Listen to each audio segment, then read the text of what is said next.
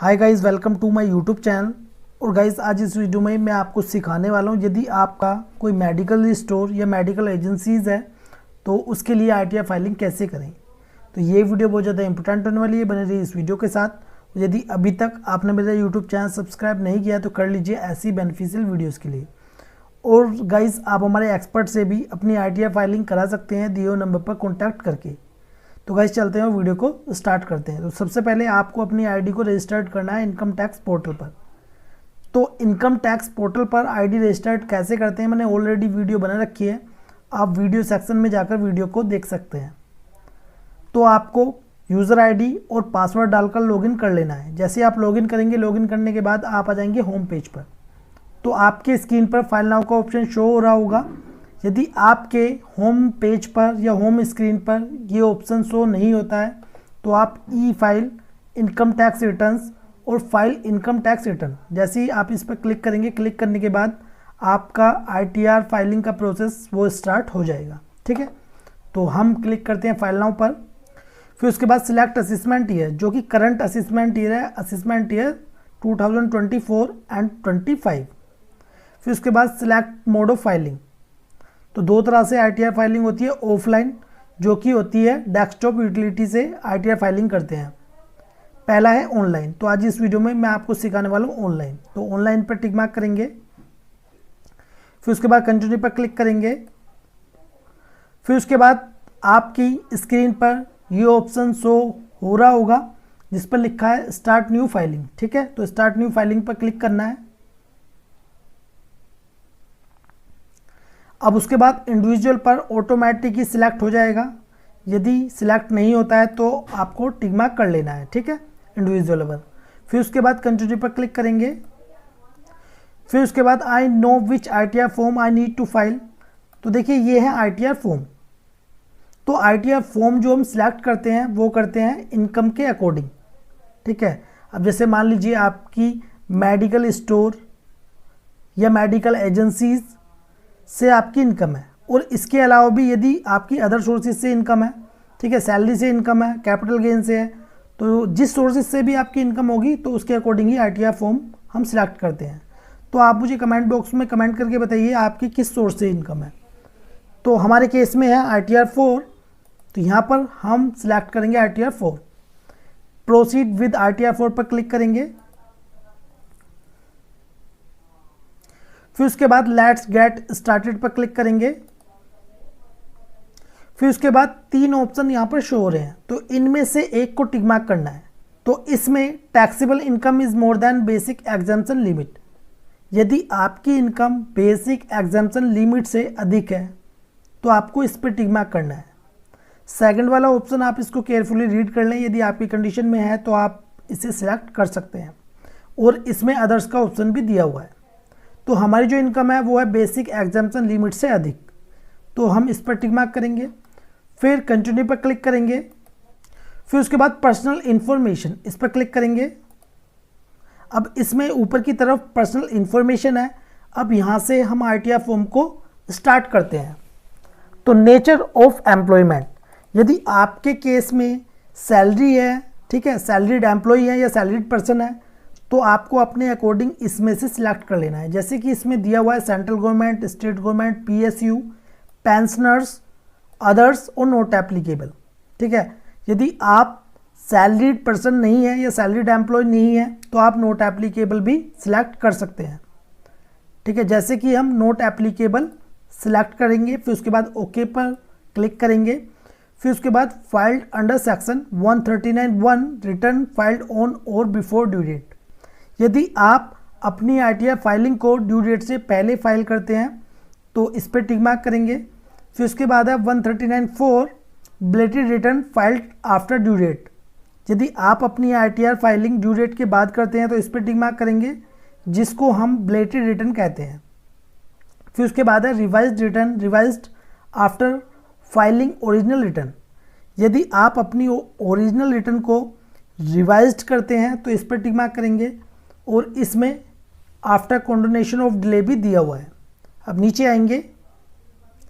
अब देखिए, ये वाला जो ऑप्शन है ये है न्यू रिजिम और ओल्ड रिजिम में जाने के लिए। ठीक है, तो असेसमेंट ये 24-25 में न्यू रिजिम में ही ऑटो सिलेक्ट होकर आ रहा है। ठीक है, यदि आपको ओल्ड रिजिम में जाना है तो आपको फाइल करना होगा फॉर्म 10IEA। जब आप फॉर्म 10IEA फाइल कर देंगे, फाइल करने के बाद डेट ऑफ फाइलिंग यहाँ पर डालनी है और एक्नॉलेजमेंट नंबर यहाँ पर आपको ऐड कर देना है। फिर नीचे आएंगे, फिर यहाँ पर है whether this return is being filed by a representative SEC, तो आप नो पर टिक मार्क करेंगे। फिर नीचे आएंगे, अब ये है बैंक डिटेल्स, तो आपको यहाँ पर वो बैंक अकाउंट ऐड करने हैं जो आपके प्री वैलिडेटेड होने चाहिए। जैसे कि आप देख सकते हैं इस पे लिखा हुआ आ रहा है वैलिडेटेड और इस पे लिखा हुआ आ रहा है नॉट प्री वैलिडेटेड। ठीक है, तो आपका कम से कम एक बैंक अकाउंट नंबर आपका वैलिडेटेड होना चाहिए। ठीक है, जो वैलिडेटेड होगा वही आप ऐड कर सकते हैं। यदि आपका नॉट प्री वैलिडेटेड होगा तो होगा क्या, आपकी ITR फाइलिंग नहीं हो पाएगी और उसमें एरर शो हो जाएगी। ठीक है, आपकी जो ITR है वो सबमिट नहीं हो पाएगी। फिर उसके बाद कंफर्म पर क्लिक करेंगे, फिर उसके बाद ग्रॉस टोटल इनकम इस पर क्लिक करेंगे, फिर उसके बाद नीचे आएंगे, नीचे आने के बाद कंटिन्यू पर क्लिक करेंगे। अब है इनकम फ्रॉम सैलरी, यदि आपकी इनकम सैलरी से है तो यहाँ पर ऐड करेंगे। ठीक है, अभी ये वाला जो ऑप्शन है सैलरी का, ये हमारा हाइड हो चुका है क्योंकि हमने नोट एप्लीकेबल कर दिया था किस पर, सैलरी पर, इसलिए ये हाइड हो चुका है। अब नीचे आएंगे, अब यदि आपकी इनकम है इनकम फ्रॉम हाउस प्रॉपर्टी से, तो आपको यहाँ पर ऐड करनी है। ठीक है, add added details of breakup, इस पर क्लिक करना है। फिर उसके बाद नीचे आएंगे, अब है इनकम फ्रॉम बिजनेस और प्रोफेशन, इस पर क्लिक करेंगे ऐड डिटेल्स पर। अब देखिए यहाँ पर बिजनेस है, यहाँ पर प्रोफेशन है, यहाँ पर गुड्स कैरेज है। ठीक है, तो देखिए यदि आपको कोई मेडिकल स्टोर है या मेडिकल एजेंसीज है तो आपकी वो बिजनेस में ऐड होगा, किसमें, बिजनेस में। तो यहाँ पर नेम ऑफ बिजनेस डाल देना है, जैसे मैं इसमें डाल देता हूँ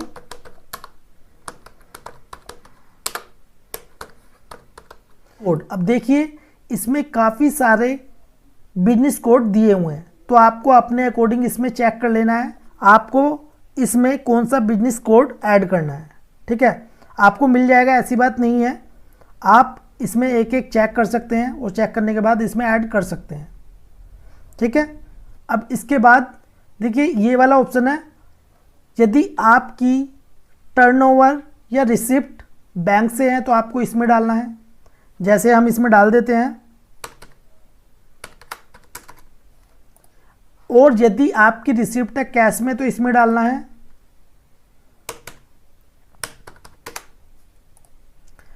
अब देखिए इसमें आपको डालनी है नेट प्रॉफिट।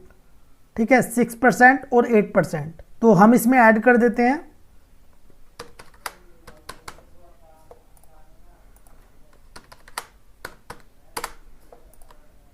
ठीक है, तो हमने इसमें डाल दिए हैं। अब ऐड पर क्लिक करेंगे। अब उसके बाद नीचे आएंगे, नीचे आने के बाद अब है इनकम फ्रॉम अदर सोर्सेज, जैसे कि हमारी डिविडेंड इनकम थी यहाँ पर शो हो रही है। ठीक है, अब इसमें ऐड अनदर पर क्लिक करेंगे। अब देखिए यदि आपका सेविंग बैंक अकाउंट से इंटरेस्ट है तो आपको यहाँ पे ऐड करना है, जैसे मैं इसमें ऐड कर देता हूँ सेविंग से। और यदि आपका इंटरेस्ट FD यानी कि bank FD, post office FD या कोऑपरेटिव सोसाइटी से FD से इंटरेस्ट है तो आपको यहाँ पे ऐड करना है, जैसे मैं इसमें डाल देता हूँ। अब नीचे आएंगे, नीचे आने के बाद अब यहाँ पर दिया हुआ है एनी अदर, यदि मान लीजिए आपकी कोई एनी अदर इनकम है तो आप यहाँ पर ऐड कर सकते हैं।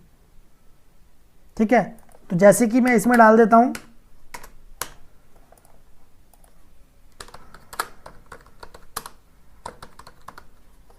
ठीक है, फिर नीचे आएंगे, कंटिन्यू पर क्लिक करेंगे। अब देखिए ये है डिस्क्लोजर एंड एग्जाम्प्ट इनकम, इस पर क्लिक करेंगे। Financial particular of the business add details पर क्लिक करेंगे। अब देखिए इसमें हमें क्या ऐड करना है, इसमें जो आपकी लायबिलिटीज़ होंगी वो ऐड करनी है और कितनी आपकी फिक्स्ड एसेट्स हैं वो ऐड करनी है। जैसे कि इसमें दिया हुआ है partner member own capital, secured loan, unsecured loan, advances, sundry creditors, other liability, total capital and liabilities. ठीक है, टोटल कैपिटल और लायबिलिटीज़ यहाँ पर शो हो जाएंगी। फिर उसके बाद है फिक्स्ड एसेट्स आपकी कितनी है, इन्वेंट्रीज यानी कि स्टॉक कितना बचा है, sundry debtor, balance with bank, cash in hand, loan and advances, other assets और टोटल एसेट्स यहाँ पर हमारी शो हो जाएंगी। अब आपको अपने अकॉर्डिंग आपकी कितनी कैपिटल, लायबिलिटीज़ और एसेट्स कितनी है आपको इसमें ऐड कर देनी है। ठीक है, मैं इसमें ऐड कर लेता हूँ। अब उसके बाद information regarding turnover, gross receipt reported for GST, add details पर क्लिक करेंगे। अब देखिए यदि आपने जीएसटीएन नंबर लिया हुआ है तो आपको यहाँ पर ऐड करना है, और जीएसटी में कितनी टर्नओवर या सेल आपने शो की है, ठीक है, आपने जीएसटी में दिखाई है, वो आपको यहाँ पर ऐड कर लेनी है। ठीक है, यदि आपके पास जीएसटीएन नंबर है। यदि आपके पास जीएसटीएन नंबर नहीं है तो आप इसे कैंसिल पर क्लिक कर दें, आपको इसमें कुछ भी ऐड नहीं करना है। फिर उसके बाद है एग्जैम्प्ट इनकम। ठीक है, यदि आपकी एग्जैम्प्ट इनकम जैसे कि एग्रीकल्चर इनकम 5,000 या 5,000 से कम है तो आप यहाँ पर दिखा सकते हैं।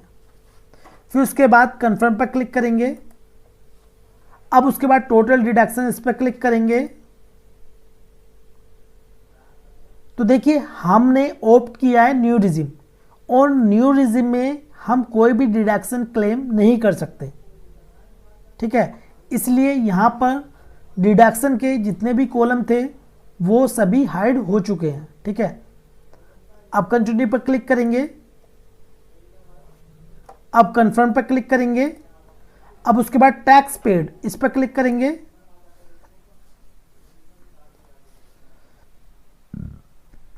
अब देखिए यदि आपका टीडीएस कट हुआ है सैलरी से तो यहां पर शो होगा, और सैलरी को छोड़कर कहीं से भी आपका टीडीएस कट हुआ है तो यहां पर शो होगा, और यदि आपका टीसीएस कट हुआ है तो यहां पर शो होगा, और यदि आपने एडवांस टैक्स या सेल्फ असेसमेंट टैक्स की पेमेंट की है तो यहां पर शो होगी।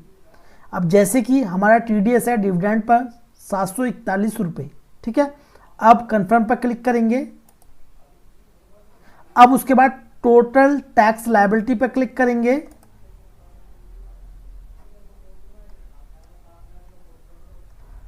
जैसे कि यहां पर लिखा हुआ है computation of income, gross total income कितनी होगी 6,76,915 रुपये, और यही हमारी टैक्सेबल इनकम होगी 6,76,920 रुपये, यानी कि जो 915 है ये होगी हमारी राउंड फिगर में।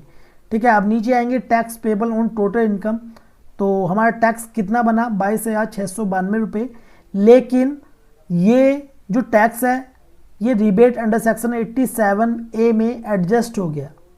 यदि आपका टैक्स 25,000 तक बनता है तो वो रिबेट अंडर सेक्शन 87A में एडजस्ट हो जाता है, और आपको 1 रुपया भी टैक्स पे करने की आवश्यकता नहीं है।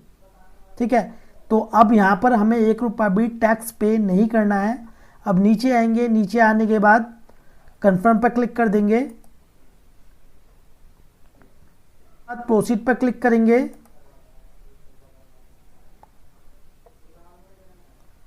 जैसे कि यहाँ पर लिखा हुआ है you are eligible for a refund of 740 rupees.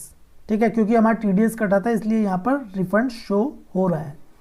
अब ग्रॉस टोटल इनकम कितनी है हमारी सेम ही है। ठीक है, और यहाँ पर रिफंड हमारा शो हो चुका है।